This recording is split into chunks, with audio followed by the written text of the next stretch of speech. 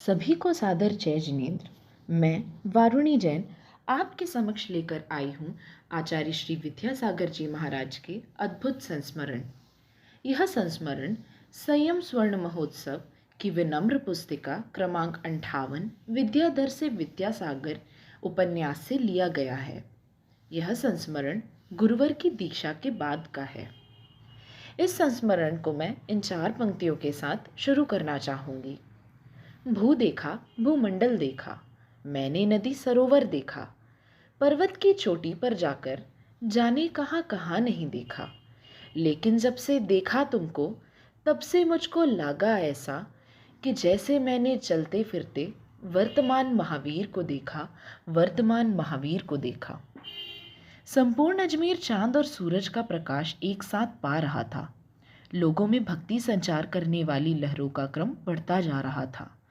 तभी वहां आंखों की बीमारी फैली, आई फ्लू। उसका राज्य हर आंख पर दिखने लगा। जिन आंखों में मुनियों की छवि अंजी रहती थी, वे आंखें भी फ्लू से फूलकर बोझल और जलनशील हो गई थीं। फ्लू था।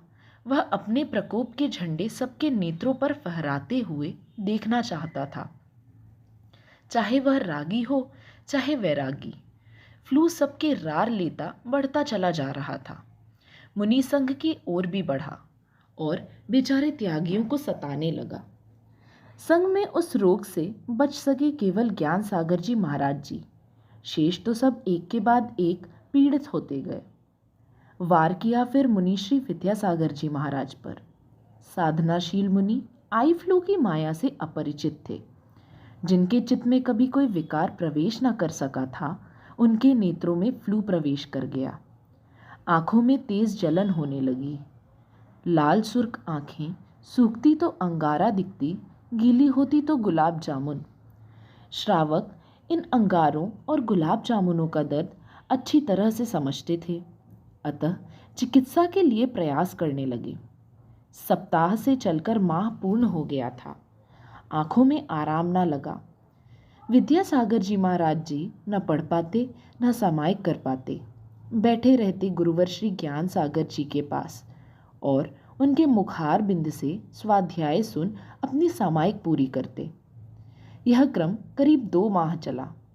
एक तो आंखों में भारी वेदना, ऊपर से महाराज जी एक दिन के अंतर से आहार लेते। एक दिन उपवास रखते, भक्तगण बेचैन हो जाते। लोग दुबरे पे दो आषाढ़ की कहावत कहते और चुप रह जाते। काश उनकी बातें महाराज जी मानते होते। दवाओं ने आराम न पहुंचाया, सो एक दिन नेत्र विशेषज्ञ आ पहुंचे भक्तों के साथ। उनने देखा दाखी की, परामर्श दिया चश्मा लगाना पड़ेगा। गुरु ज्ञान सागर जी चकित, इतनी सी उम्र में चश्मा?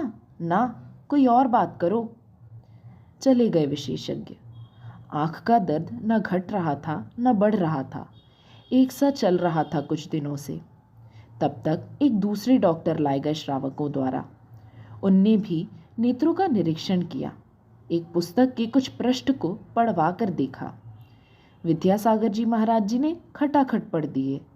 सुनकर डॉक्टर बोले, वेरी गुड, कोई आवश्यकता नहीं है चश्मा लगाने की। सब श्रावक खुश। फिर डॉक्टर साहब बोले, दवाई से ठीक हो जाएगी। सभी तो नहीं, किंचित दवाओं की स्वीकृति दे दी थी विद्यासागर जी महाराज जी ने। धीरे धीरे दवा डालने से आराम लगा और 2 माह से आंखों को जलाने वाले रोग की कर्मों की तरह निर्जरा हो गई। परिशह आकर चला गया। तपस्वी जहाँ के तहाँ अडिग रहे। उन्होंने रोग को धन्यवाद दिया। उसके कारण परम पूज्य गुरुवर ज्ञान सागर जी के मुख से स्वाध्याय सुनने का गौरव मिला उनके चरणों में अधिक देर तक रुकने का सानिध्य। ऐसे अपराजीय साधक, अनुत्तर महायोगी संत शिरोमणि आचार्य गुरुवर विद्यासागर जी महाराज जी के चरणों में हम सभी की ओर से त्रिवाद नमोस्तु नमोस्तु नमोस्तु। ऐसे ही विद्या गुरु के रोचक संस्मरण सुनने के लिए चैनल को सब्सक्राइब करें एवं गुरु भक्तों के परिवार का हिस्सा बने। मिलते हैं अगले संस्मरण में। तब तक के लिए सभी को सादर जय जिनेन्द्र।